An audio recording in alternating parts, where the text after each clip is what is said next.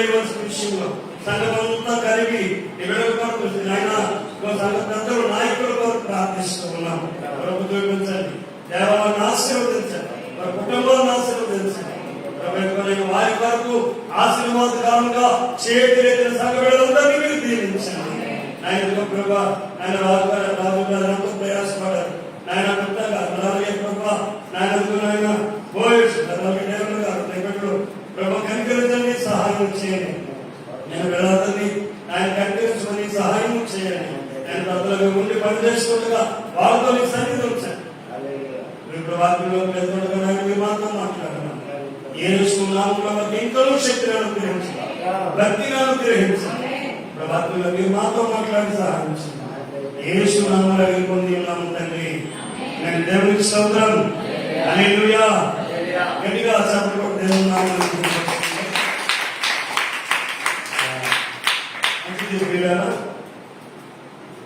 దేవుని వాక్యంలోకి వెళ్దాం.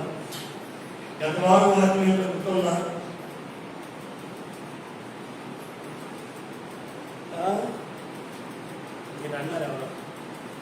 గుర్తుందా?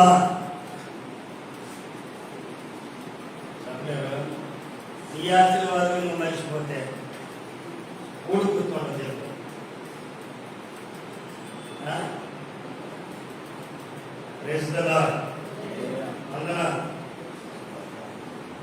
దూరాలున్నవారు, సమీపాలున్నవారు, కొంతమంది లైవ్లో కలిసారు. వాళ్ళకి ఎక్కడ లైవ్లో ఉన్నవారికి మధ్య మధ్యలో ఎమర్జెన్సీగా ఫోన్లు వస్తుంటే వెళ్ళి ఇంట్లో చుట్టూ బస్సులు తిరుగుతున్న వారికి భయం ఉండాలి. మాకు ఫోన్ చేయండి, మీరు ఎవరైనా ఫోన్ అవుతుంది. ఎందుకంటే మనం ఉండేది వారం ఒకసారి దేవుని సన్నిధిలో, అందులోనూ ముగింపు ముందు గంట ముందు వస్తున్నాం. 8కి ఆరాధన, 8:30కి చర్చ ఫుల్లా బాధ, 9 దాటితే గారు గంట మాకు ఫ్రీ వదులుతారు. 8:30కి పాపలు విజ్ఞాపన అనుకున్నాం. 8:30 నుండి 9 వరకు పాపలు, 9 నుండి 9:30 వరకు లేదా 9:10 కంప్లీట్ అయిపోవాలా. కేతందేవాళ్ళు ముప్పాలు కనపడకూడదు. తర్వాత బలారాధన, స్తుతి ఆరాధన, బలారాధన, ప్రకటనలు, ఈ అంతకం పదములు. దేవునికి స్తోత్రం, ఈ వందన. ప్రాముఖ్యంగా ఈ పూట వాక్యంలోకి వచ్చినట్లయితే 3 విషయాలు మీ ముందు పెట్టాలని నేను దినమంతా కూడా పరిశుద్ధాత్మ నా ముందు అదే మాటలో ధ్యానించడానికి సహాయం చేశాడు. కీర్తన గ్రంథం 118వ కీర్తన 25-26 వచనాలు చదువుకున్నాం. దయచేసి ఎవరైనా ఫోన్ వస్తే కట్ చేయండి. అరగంటలో మనం ముగించుకుంటాం. ఒక్క నిమిషము. 118వ కీర్తన 25-26 వచనాలండి. మా అందరూ తీయండి. ఈ మాట జాగ్రత్తగా గమనించండి. భక్తుడమైన వాడు దేవునితో మాట్లాడుతున్నటువంటి విషయాలు చదువుతారా? యెహోవా దయచేసి నన్ను రక్షించుము. యెహోవా దయచేసి నన్ను అభివృద్ధి కలిగించు. ఆ తర్వాత మాట్లాడుతూ మళ్ళీ అవ్వం. ఇక్కడ ఈ యొక్క ప్రార్థన పరుడు లేదా కీర్తనకారుడు మాట్లాడుతున్న విషయం ఏంటంటే నన్ను రక్షించు, నన్ను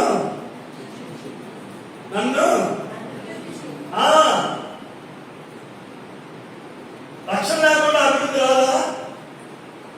మరి ఎలా రక్షించాలి? ఎలా రక్షించాలి? డైరెక్ట్ కదా, ఇండైరెక్ట్ కదా?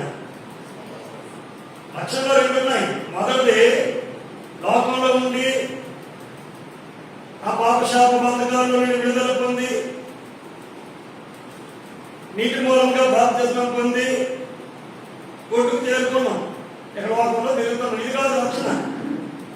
రక్షణ అంటే బాప్తిస్మం కాదు, రక్షింపబడిన వానికి సూచన బాప్తిస్మం. రక్షణ పొందితే మరి బాప్తిస్మం పొందితే రక్షణ వచ్చేది. రక్షణ పొందడానికి బాప్తిస్మం తీసుకుని నమ్మి బాప్తిస్మం పొందినోడు నువ్వు నమ్ముతున్నావు సూచనకి బాప్తిస్మం. ఇప్పుడు బాప్తిస్మం పొందుకున్నటువంటి నీవు రక్షణ అనుభవంలో నడాలి. ఏంటి రక్షణ అనుభవం? మొట్టమొదట వాక్యము బాగా నీకు అర్థమవుతుండాలి, నువ్వు చదువుతూ ఉండాలి, వినడానికి ఇష్టపడుతూ ఉండాలి. ఎంత నువ్వు వింటావో అంత ఏం కలుగుతుంది బైబిల్ ప్రకారం? గట్టిగా చెప్పండి. వినటం వలన మరి నేను వెళ్ళంటే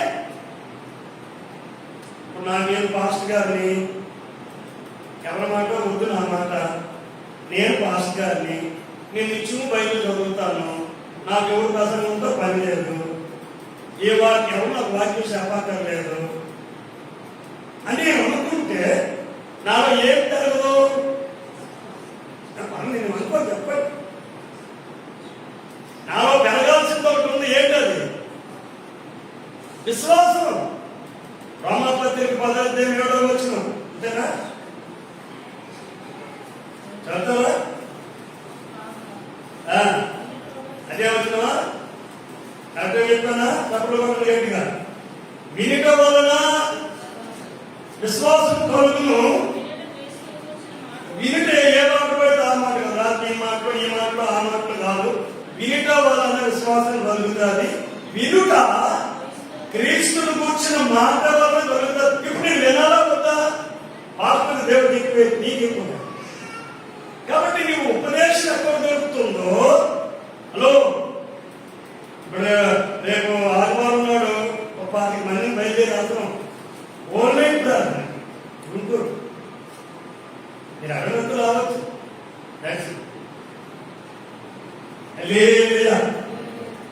ఇక్కడ రావచ్చు నడిచే కదా. ఎందుకన్నా నీ విశ్వాసం దేని ద్వారా అభివృద్ధి అవుతుంది. నీవు రక్షణలో కొనసాగాలంటే మొట్టమొదట నీకు ఉండాల్సింది వాక్యము. ఆ వాక్యం ఎందుకు పని చేస్తే? విశ్వాసాన్ని అభివృద్ధి చేస్తే. నువ్వు వాక్యానికి దూరంగా ఉంటే విశ్వాసం డౌన్ అయిపోతూ ఉంటుంది, విశ్వాసం సన్నగిపోతూ ఉంటుంది. రోజు ఒక పూట 10 రోజులు తిని చూడండి, ఆరోగ్యం ఎంత బలంగా ఉంటుంది. ఉంటుందా? ఉంటుందా? మనం పూసే పని కాకపోతే లేకపోతే ఉంటుందా? ఇంట్లో కాదు, రోజు ఒక పూట 10 రోజులు. ఫాస్టింగ్ పేరు కాదు, అలాగే దేవుడు తెప్పించేది. దాని గురించి అట్లా రోజు ఒక పూట 10 రోజులు ట్రై చేయండి. ఉపస్థాపన చేయకూడదు డైరెక్ట్గా. అప్పుడు ఏమవుతుంది? బుర్ర పూసేట్లు పని కాకపోతుంది. మరి ఏమవుతుంది? కళ్ళు ఎత్తుంది, అవే ఉంటాయి, ఇంకేమే. కాబట్టి ఇప్పుడు విశ్వాసం కూడా ఏమవుతుంది? వాక్యం లేకపోతే సన్నగిపోతుంది, దేవుడికి దూరం అయిపోతుంది, దుష్టుడికి దగ్గర అయిపోతుంది. రక్షణలో మొదటిది. రెండోది, వ్యక్తిగతంగా నీకు నువ్వే ప్రార్థన చేసుకుని ఆరాధించుకుంటున్నారా? దేవుడికి తాపుచే ఉండాలని నక్షిస్తూ ఉండాలా? ఆరాధనలోకి వచ్చినప్పుడు నిన్ను గణపరిచేటటువంటి తలాంతులతో, వరములతో నింపండి. భాషలు మాట్లాడటం నాకు సహాయం చేయండి, ప్రవచించడం నాకు ఆ వరాలతో నింపండి అని అడిగి ఈ రక్షణలో కొనసాగాలి. దీనికి భక్తుడు అంటాడు, అయ్యా యెహోవా యెహోవా దయచేసి ప్లీజ్ ప్లీజ్ చెప్పండి, గొప్ప కాదు, దానిని కొనసాగించుకొని మీకు ఎన్నో సర్వీస్ చెప్తుంటారు. వెళ్ళేటప్పుడు స్త్రీలనే పురుషులైన బంగారు వస్తువులు వేసుకొని అలాగ లేట్ అయిపోయి సాయంకాలం అయిపోయింది రావడం. ఎవరో ఇద్దరు బలితో ఫాలో అవుతున్నట్టుగా మనకు అనిపిస్తారు. మన పైన ముందే అవుతారు. ఇప్పుడు మనకి ఏముంటుందని సాగుతారు కదా, అది మన ముందు వెళ్ళడు, మన పక్కన అవుతాడు, మళ్ళీ అవుతాడు. ఒక 6 సంవత్సరాల పక్క నుంచి మనకేమవుతుందంటే లేని బీపీలు అన్ని కూడా ఎగురుతున్నాయి. కారణం ఏంటి? మన దగ్గర వస్తువులు ఉన్నాయి, వాటిని కాపాడుకునే పరిస్థితి లేదైతే టెన్షన్ అవుతుంది కదా. హల్లెలూయా. అందుకే ఇక్కడ ఏమంటారంటే దయచేసి ప్లీజ్ నన్ను ఏం చేయాలి? నేను ఎప్పుడైతే రక్షణలో కొనసాగుతానో రెండో స్టెప్ దేవుడు తీసుకుంటాడు. నువ్వు అభివృద్ధి అవ్వడానికి దేవుడు ఇష్టపడతాడు. అర్థమైన అని చెప్పండి. అందరికి అర్థం కాదా? ఇప్పుడు కూడా ఏమంటాడంటే ఇక్కడ దయచేసి మరి ఈ మాటే ప్లీజ్ ఏమన్నా రక్షణ పొందిన నీవు శిక్షకు పడినట్టుగా ఉండకూడదు. చదువుతారు రెండో లైన్, అయ్యా నా వ్యాపారాన్ని విస్తరింపచేయండి, నా కుటుంబాన్ని విస్తరింపచేయండి, నా ఆరోగ్యాన్ని విస్తరింపచేయండి. అంతేనా? లేదు, అభివృద్ధి అన్నాడు. నీ ఆరోగ్యాభివృద్ధి కావాలి కదా, నీ ఆదాయ అభివృద్ధి నీకు వద్దా? నాకు ఆదాయ అభివృద్ధి వద్దండి, నాకు ఆరోగ్య అభివృద్ధి వద్దండి అని చేతి బయటకు మరేసుకోవాలి. ఎవరు వద్దనుకోరు కదా. అయితే అడగాల్సిందేంటి? చూడండి, రెండు మాటలకి కూడా రెండు వేరు వేరు అర్థాలే కానీ మూలవాక్యం ఒకటే మాట్లాడుతున్నాడు ఇక్కడ. అయ్యా దయచేసి నన్ను రక్షించు, డెవలప్మెంట్ కావాలని. ఈ మాట దావీదే రాసి ఉండొచ్చు, లేదా భక్తులు అమరాజైనా ఉండొచ్చు. కానీ ఎందుకు దయచేయాలి? దేవుని దయ లేకపోతే నీకు రక్షణ, నువ్వు రక్షింపబడిన వ్యక్తివే అయినా దేవుడు దయ చూపకపోతే ఆయన దయ చూపుతాడు. నువ్వందులో కొనసాగాలి కదా. మన గత ప్రభుత్వం ఉన్నప్పుడు సభ్యులు ఇల్లు కట్టేశారంటే నువ్వు ఓపెన్ చేసుకోవట్లేదు, అలాగే ఉన్నాయి. ఎవరు నష్టం? ప్రభుత్వం కట్టిమంటే అయిపోయింది. మీరు నచ్చే చేస్తారు, లేకపోతే దిగాలనుకున్నాడు. ఏం చేయాలి మరి? రూపాయి బాబాయ్ అప్పు చేస్తూ తెప్పకూడదు, మొత్తంగా దాన్ని ఏం చేసుకొని పట్టుకున్న దాన్ని కాపాడుకోవాలి. చాలా మంది గ్రాంట్లు అయ్యాయి, ఆగిపోయినాయి. ఇప్పుడు ఏం చేశారు మరి? ఏదో అపోసప్పుడు మేము ఈ గృహాలు ఓపెన్ చేయడానికి వెళ్ళాం. చిన్న దాంట్లోనే బాగా కట్టుకున్నారు, 2 సెట్లు దాంట్లోనే దాన్ని కాపాడుకున్నారు. అలాగే దేవుడు నీకు రక్షణ ఇస్తాడు, నీకు అభివృద్ధిని ఇస్తాడు. కానీ ఉండాల్సింది ఏంటంటే ఆ రెండింటి మీద దేవుని దయ ఉండాలి, దాన్ని పొందుకొని ఉండాలి. చూడండి, లేఖనాన్ని చూద్దాం. సమూయేలు విషయంలో మాట్లాడుతుంది లేఖనం. మొదటి సమూయేలు గ్రంథం 2వ అధ్యాయం 26వ వచనం చదువుకుందాం. నేను ఒక 5 వచనాల గురించి ముగించేస్తాను. 1వ సమూయేలు గ్రంథం 2వ అధ్యాయం 26.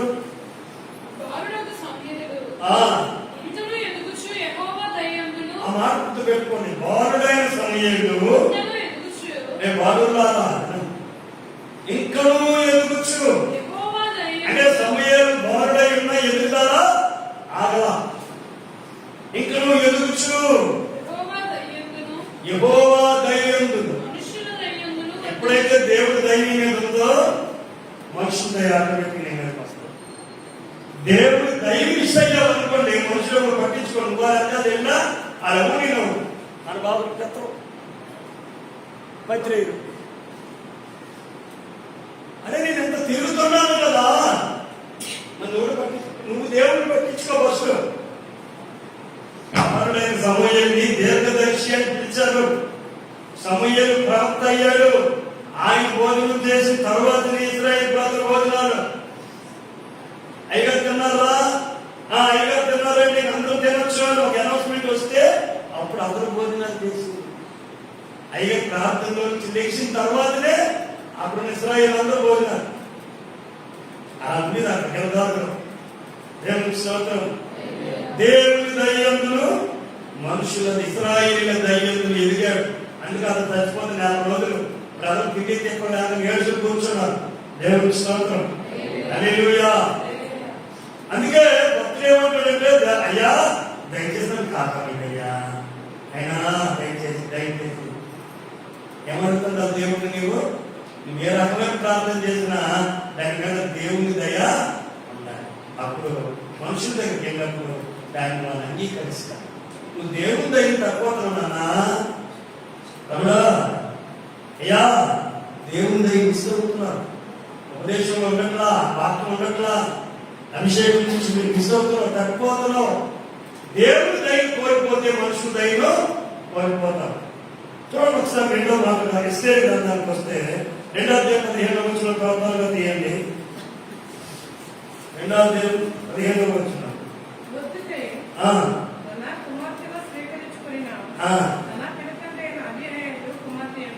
చదవండి. ఎస్తేరు రాజు వద్దకు వెలుటకు వచ్చినప్పుడు స్త్రీలు ప్రాయ రాజు యొక్క శుద్ధుడైన ఏగే నిర్ణయించిన అలంకరణ కాక మరి ఏమీ కోరలేదని ఎస్తేరు చూసిన వారందరూ ఈ మాట నోట్ చేసుకోండి. ఎస్తేరును చూసిన వారందరికీ ఆమె ఎంత దయ పుట్టింది. అమ్మాయి బిడ్డలే, నిన్ను చూసే వాళ్ళందరికీ ఏం పుట్టాలా? పెట్టాలనే పుట్టాలా తప్ప కొట్టాలని పుట్టకూడదు. ఏ దొరకని విజయం. హల్లెలూయా. నేను చూసినప్పుడు ఏమో అనుకుంటాను కదా, కొంతమంది ముఖం చూస్తే ఇవాళ పెట్టాలనిపిస్తుందట. కొంతమంది ముఖం చూస్తే మరి నీ ముఖం చూస్తే ఏమనిపిస్తుందా? దయ పుట్టా అలా చూసిన ఇస్తే చూసిన వాళ్ళందరికంట ఏమంటే వేరు అడిగినా దేని కోసం వెళ్ళినా నీకేంటది అలాగే మేము చూసుకుంటారు అనేటువంటి బాధ కదా. చూద్దాం లేదా అనేది కాదు, మేము చేస్తాం ఏంటండి. చూద్దాం లేదు, చేస్తాం లేదు. దేవునికి స్తోత్రం. హల్లెలూయా. ఆమె చూసిన వాళ్ళందరూ ఒక రాజే కాదట. కారణం ఏంటి? ఆమె దయ పొందింది, రక్షణలో ఉన్నది, దయ పొందింది, అభివృద్ధిలో ఉంది. అందుకు రాణి ఉంది. ఆమె వ్యాధికి పిల్ల ఏ స్థానానికి దేవుడు తీసుకెళ్ళాడు? మొద్దుకాయ మీదకి దేవుడి దయ, అందులో రక్షణలో ఉన్నాడు. దేవుడి దయ వలన అభివృద్ధి అయ్యాడు కాబట్టి, అభివృద్ధిలో ఉన్నాడు కాబట్టి మొద్దుకాయ వాచ్మెన్ గా, గేట్ వాచ్మెన్ గా ఉన్నవాడు ప్రధానమంత్రి స్థానంలోనికి దేవుడు తీసుకెళ్ళాడు. దేవుని స్తోత్రం. నార్మల్ క్యాండిడేట్ గా ఈ రోజు వరకు ఈ ఉపదేశం విన్న తర్వాత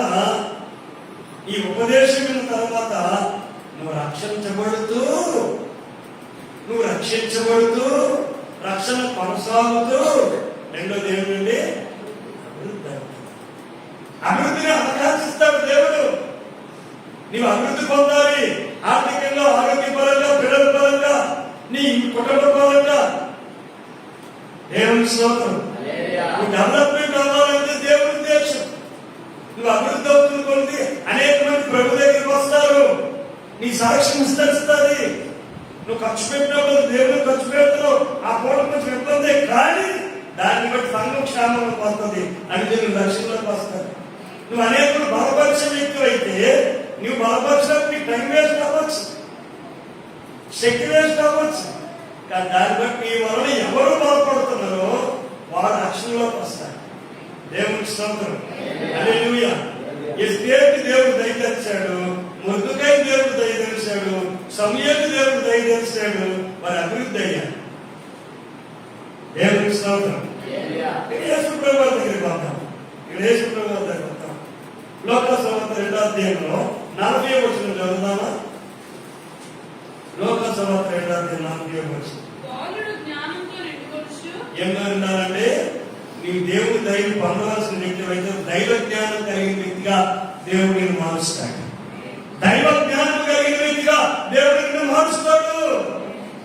నువ్వు నేను కదా రక్షణలో కొనసాగడానికి నువ్వు అభివృద్ధి అవ్వాలి.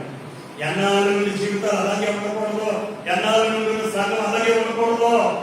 సంఘం అభివృద్ధి అవ్వడానికి నీ వంతు నువ్వేం చేస్తున్నావు? నీకే తర్వాత ఏమంటే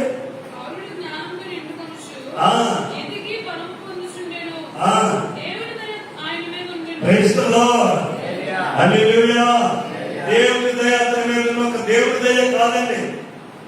52వ వచనం చెప్తే యేసు జ్ఞానమందును వయసునందును దేవుడి దయందును. చూసారా ఎలా మందిలోనైనా యేసు ప్రభువే, ఎవరో మరి యేసు ప్రభుకే దేవుడి దయ అవసరమైంది, యేసు ప్రభుకి మనుషుల దయ అవసరమైంది. నువ్వేమో మనుషుల దయనే కోరుకుంటాను, దేవుడి దయ వదిలేస్తాను. నేను మాట చెప్పిన సంఘ సమేతంగా పెద్దలు నిన్ను ఎత్తుకొని రావాలి. పెద్దలారా నీకు అర్థమవుతుందే? ఆవిడ చెప్పండి మొదట పెద్దలు గ్రామ పెద్దలు నిన్ను ఎత్తుకొని రావాలా? నీ అడ్రస్ అక్కడ మళ్ళీ వచ్చి పాస్ గారు నీ పలానా చర్చిలో ఉన్నామన్నా ఉన్నాడా నేను సమాధానం చెప్పండి ఎక్కడ ఉన్నా ఎవరెత్తుకు రావాలా అవసరాలు పెట్టుకోవాలి ఎనీ టైం అవసరాలు పెట్టుకోవాలి నువ్వు లేకపోతే వెళ్ళడానికి ఇష్టపడవు అలా రావాలంతే చూడండి ఎస్తేరు గ్రంథంలో చదివినప్పుడు ఎస్తేరు చూడగానే ఆ యొక్క హాస్పిటల్ రెండో మాట్లాడతావు రాజ్యం సహించట్లేదు నేను ఎప్పుడు నవ్వుకుంటున్నా మాట చదివి ఎస్తేరు నీ కోరిక ఏమిటి రాజ్యంలో సగం రాసేయాలా రాయడా రాజ్యం అంతా నాదే ఊరు సగం రాత నేను రాయినంతా రాయం అని ఆ విషయం మాట్లాడదు 3-4 సార్లు 7వ అధ్యాయం కావచ్చు 8వ అధ్యాయం కావచ్చు ఎస్తేరు గ్రంథంలో అతమానం ఏమంటారు రాని ఏమిటి నీ కోరిక రాజ్యంలో సగం రాయాలంటే నాగానే దానికి సమాధానం మాత్రం చెప్తారు ఎందుకో సగం సగం నీకు ఎవరికి చెప్తావా ఆ సగం రాగలిగితే ఏమంటారు చెప్తా కదా రోజా సగం రాజేస్తాను అనుకోండి ఇప్పుడు రోజా ఏం చేసి రోజా ఏదో సగం ఓటు రాస్తావు సగం నీకు సగం నాగని సగం ఏం చేస్తారు అందుకని సగం సగం వద్దు మాకునే హల్లెలూయా దేవాలయం రక్షిస్తే నీ దయ సంపూర్ణంగా నాకు అప్పుడు మనుషుల దయ నాకు సంపూర్ణంగా దొరుకుతాయి చూడండి సంఘం విషయంలో ఈ మాట రాయబడింది అపోస్తలుల కార్యాలు 2వ అధ్యాయంలో 46-47 వచ్చిన వారంతా ఎవరండి నువ్వు దేవుడి దయ పొందినప్పుడు ఏక మనసు కానీ పరిపరిణాలని మనసు పరిగెత్తకూడదు నువ్వు అభివృద్ధి అవ్వడానికి ఏక మనసులోనే అభివృద్ధి అవ్వాలి నువ్వు రక్షణలో కొనసాగినప్పుడు అయ్యా నీకే నీకే బిడ్డా నీకే చదువు ఏక మనసులై ప్రతిదినము వారే రక్షించబడతారు రక్షణలో కొనసాగుతారు 2 వారు మాత్రం ఇంటింటో ప్రతిరోజు బలారాధనే నాకు వారం బలారాధన ప్రతిరోజు ప్రభు సేవ తీసుకుంటేవారు ప్రతి ఉదయకాల ప్రార్థన ప్రతి రాత్రికాల ప్రార్థనలో వారు కొనసాగుతున్నారు తర్వాత ఏం జరిగింది అది దేవుని స్తుతిస్తూ ప్రజలందరి వలన సంఘము దయపొందింది మా కోరికల్లో ఎండోకి ఎవరు ఉండకూడదు నేను చూసినప్పుడు పద నేను వస్తాను ఒక్కొక్కరిని 10 మంది అన్యులు పట్టుకొని నువ్వు ఏ టైంలో వెళ్తావు చెప్పు ఆ టైంలో ఈ కారణం ఏంటంటే దేవుడు నువ్వు ఎక్కడికి వెళ్తున్నా ఏ స్థితిలోకి వెళ్తున్నా ఎలాంటి పరిస్థితులను నడుస్తున్నా దేవుడు నిన్ను రక్షిస్తున్నాడు దేవుడు నిన్ను అభివృద్ధి చేస్తున్నాడు ఈ 2 మనుషుడు పైరూపాన్ని చూసినప్పుడు వారికి అర్థమైంది అదే వీళ్ళు దేవుడు వీళ్ళని రక్షిస్తూ ఉన్నాడు వీళ్ళు దేవుడు వీళ్ళని అభివృద్ధి చేస్తూ ఉన్నాడు అది సంఘానికి అప్పట్లో ఉన్న సాక్ష్యం ఇప్పుడు కూడా అందరూ అన్ని చేయలే అందులో వచ్చినటువంటి వారే నీవు చెప్పే సాక్ష్యం నువ్వు చెప్పే సువార్త నువ్వు చెప్పడం లేదు కానీ నువ్వు చెప్పి చూడా నీ సాక్ష్యం వచ్చారు నాకు చెప్పొస్తానంటారు గ్యారెంటీగా ఆ అభిషేకం సంఘం మీద ఉంది నేను చూశాను అందుకే చెప్తున్నాను అందుకు సంఘం ఏమవుతున్నప్పుడు ఎవరి దగ్గర పొందిందంట దేవుడి దగ్గర ఉండబట్టి అభివృద్ధి అవుతుంది మనుషుల దగ్గర ఉండబట్టి సంఘము నింపబడుతూ ఉంది దేవుడి స్తోత్రం చివరి మాటగా గలతీ పత్రిక 1:10 వచ్చింది పౌలు గలతీ సంఘానికి చెప్తా అంటున్నాడు ఇప్పుడు నేను మనుషుల దయ సంపాదించుకోవాలనుకుంటున్నానా నేను దేవుడి దయ సంపాదించుకోవాలని చూస్తున్నానా మనుషులు దయ సంపాదించుకో కానీ నీ వల్ల మనుషులు సంతోషపడే పని పెట్టుకున్నాం అనుకో నువ్వు వాళ్ళు సంతోషపెట్టకపోతే నీ వెనకాల దిగుతారు ఆలోచి నీకు సుఖం మనుషులు సంతోషపెట్టద్దు మనుషులు ధైర్యం పొందు తప్పలేదు కానీ మనుషులు సంతోషపెట్టాలని ఆరాధన మానేయడం మనుషులు సంతోషపెట్టాలని ప్రార్థన కావడం మానేయడం ఇది పాపకార్యం బైబిల్ ప్రకారం ఎప్పుడైతే నువ్వు దయ కలిగి రక్షణలో కొనసాగుతావో ఇది ముగిస్తున్న మాట 2 దేవుడి దయతో నువ్వు అభివృద్ధి అవుతుంటావో ఇప్పుడు 26కి అలాంటి చేస్తా ఉన్నాం. మనం చదువుకున్న మాట్లాడిపోయింది కదా, 26 వచ్చిన 118, 26. ఇది గుర్తుపెట్టుకోండి ఇంపార్టెంట్ గా. మొదట దేవుని అయ్యా చెప్తాను కదా, ఎక్కడికి వెళ్తుంటారు తగ్గించి దేవుని వల్ల రక్షణ పొందావు, దేవుని వల్ల అభివృద్ధి అవుతున్నావు. ఇప్పుడు దేవుని పేరట వస్తున్నావు, దేవుని పేరుటే వెళ్తున్నావు. ఇప్పుడు నీకేం కలుగుతుంది? ఎక్కడికి మాట్లాడాలి? దేవుని పేరుట నాకు ఆశీర్వాదం కలుగుగా కాకుండా నాకు మంచిగా కావాలా? మంచిగా కావాలి ఎక్కడికో వచ్చి కదా. కానీ గుర్తుపెట్టుకో ప్రభా, మీరు ఏ ప్రాంతానికి వెళ్తున్నా, ఒకవేళ సైతం సంబంధమైంది అయితే, పాపకు సంబంధమైంది అయితే అది కూడా దయచేసి తప్పించి, దేవుని మీ సంబంధమైందైనా, నలుగురికి ఉపయోగపడేదైనా, నా కుటుంబానికి ఉపయోగపడాలి, నలుగురు మనుషులకైనా ఉపయోగపడాలి, దేవునికైనా ఉపయోగపడాలి. ఎవరికి ఉపయోగం లేకపోతే నువ్వే సుఖమే ఉండదు. అది నీకైనా ఉపయోగపడాలి. దేవుని స్తోత్రం. పోనీ దేవుడికి ఏమైనా నీ వల్ల మహిమవుతుందా? నువ్వు ఎక్కడికైనా దేవుడిని ఆశ్రయిస్తావు. ఈ రెండింటి కాదు, సంఘానికి కానీ, మనుషులకు కానీ, నీ ఇంటికి కానీ, నీ ఒంటికి కానీ పనికిమాలు ఎవరు వెనుకెత్తే దేవుడు దయ చూపుతారా? అందుకు ప్రభా దయచేసి నన్ను రక్షించి 3 విషయాలు గుర్తుపెట్టారు కదా. దేవుని దయ వలన నీవు నిత్యము రక్షణలో కొనసాగుతూ ఉండాలి. దేవునికి స్తోత్రం. దేవుని దయ వలన నువ్వు ఖర్చు పెట్టే ప్రతి రూపాయి, ఖర్చు పెట్టే వ్యక్తి చెమట చుక్క దాని కారణం ఈ రెండింటి బట్టి నువ్వు వచ్చిన రెండో వాళ్ళంట అర్జీకి రావాలా. నేను యెహోవా పేరు పక్కన చూడండి, అలాగే పేరు అక్కడ ఇప్పుడు రమ్మని పిలిచాను, ఫోన్ చేసి హలో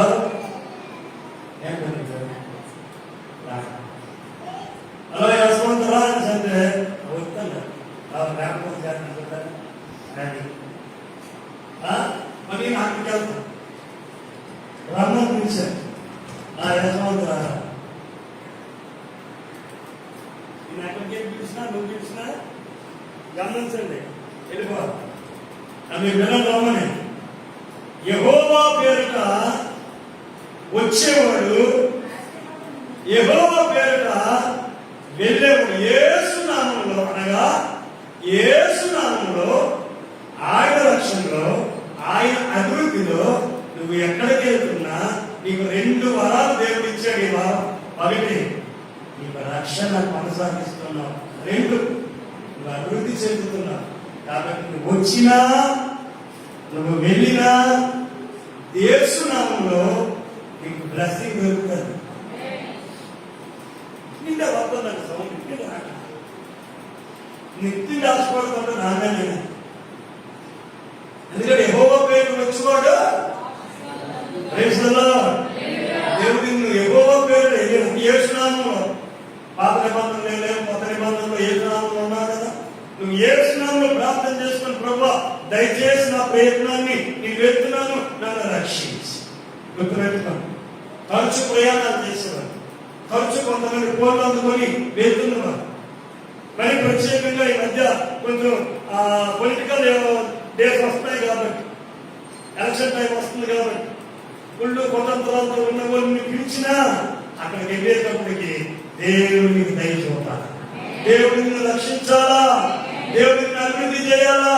నువ్వు వస్తున్నప్పుడు పోతున్నప్పుడు దేవుడిని ఆశీర్వదించాలి.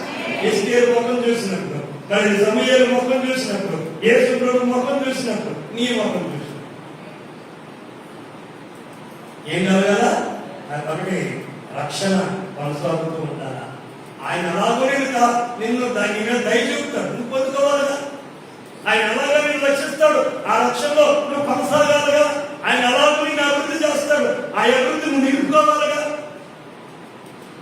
ఆ రక్షణ కొనసాగాలి, అభివృద్ధి కొనసాగాలి. వెళ్తున్నప్పుడు వస్తున్నప్పుడు దేవుని ఆశీర్వాదాన్ని మీద విడుదల చేస్తున్నావు. వాక్యము, ఉపదేశము నీ మీద ఆశీర్వాదాన్ని విడుదల చేస్తున్నావు. పొందుకుంటూ పోగొట్టుకుంటూ నీ నీకు ఏ అడ్డు లేదో అడ్డు లేదు. ఎందుకంటే సంఘం అందరూ ఇంచుమించు అందరూ ఉన్నారు కనుక ఇక్కడ 3 విషయాలు గుర్తుపెట్టుకోండి. మొదట ఎక్కడికి వెళ్ళినప్పటికీ నీ ప్రార్థన ఏంటంటే నేను ముగిస్తున్నాను. ప్రభా దయచేసి డైరెక్ట్ వెళ్ళిపోకండి. దయచేసి ఆశీర్వదించి కాదు, నువ్వు చూడాల్సిన బేసిక్ ఒకటి పునాది పిల్లలు లేకుండా ఆశీర్వాదం గుర్తు బయటపడి ముందు నీకు కావాల్సింది సాల్వేషన్ రక్షణలో కొనసాగే. గుళ్ళు కొత్త ఎక్కువ చుట్టుమంది ఉన్నా కానీ నీకేం అవ్వదు.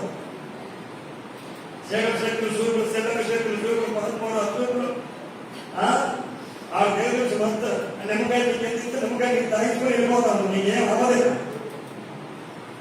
ఏమంటా రక్షించుకోవడం మీతో ఉన్నాడు. దేవుని స్తోత్రం. హల్లెలూయా. దైవజనుడు పాడతారు కదా, రక్షించువారు లేక పక్షినైతిని, భక్షకుడు బాణము గురిపెట్టి ఉండెను. రక్షించువారు లేక పక్షినైతిని, భక్షకుడు బాణము గురిపెట్టి ఉండెను. బంధము తెచ్చెను, బ్రతికించెను నన్ను.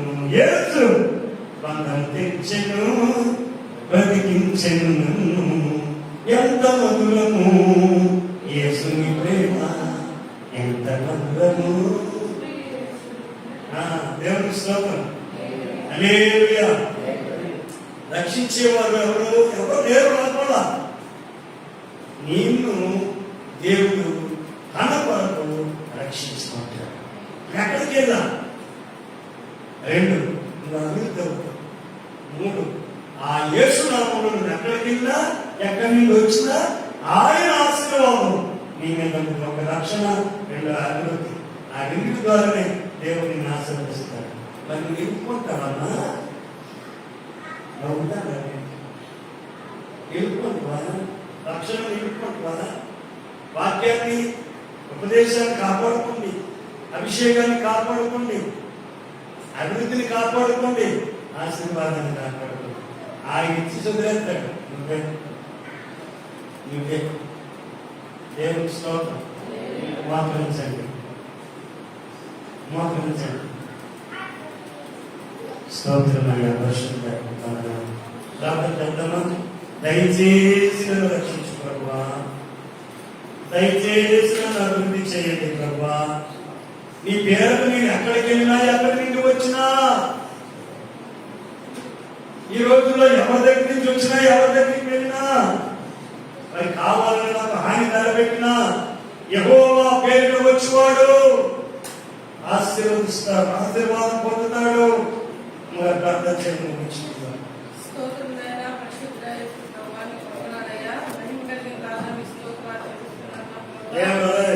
ప్రార్థన